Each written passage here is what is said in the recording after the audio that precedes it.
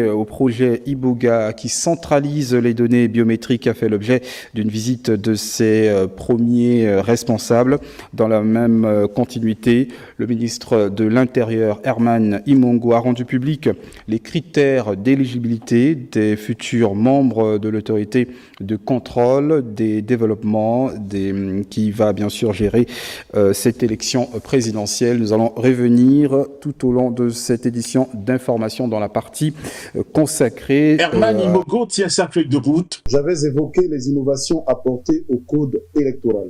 Au nombre de ces innovations majeures, l'autorité de contrôle des élections et du référendum, l'ACER est composée de 9 membres désignés à l'issue d'une procédure de sélection qui s'ouvre par un appel à candidature. Qui sont ceux qui peuvent candidater? Peuvent faire acte de candidature les personnalités remplissant les conditions ci-après: être de nationalité gabonaise, justifier d'une expérience professionnelle d'au moins 15 ans, être disponible durant une période de 4 mois consécutifs et ininterrompus, n'avoir jamais fait l'objet d'une condamnation pénale, n'avoir jamais fait l'objet d'une sanction administrative ou civile, assortie d'interdiction d'exercer une activité professionnelle temporairement ou définitivement, jouir d'un bon état de santé, avoir une formation, une qualification ou une expérience professionnelle en lien avec l'audit, le contrôle, la supervision de travaux, l'administration électorale, la pratique du droit, la science politique.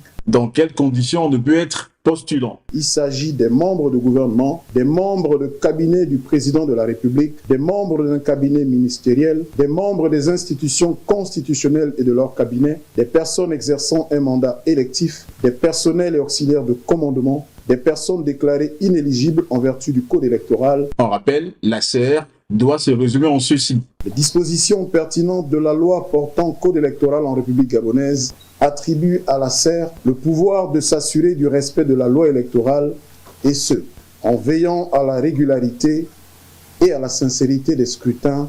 Premier test grandeur nature pour cet organe, l'élection du président de la République du 12 avril prochain. Voilà, je vais annoncer.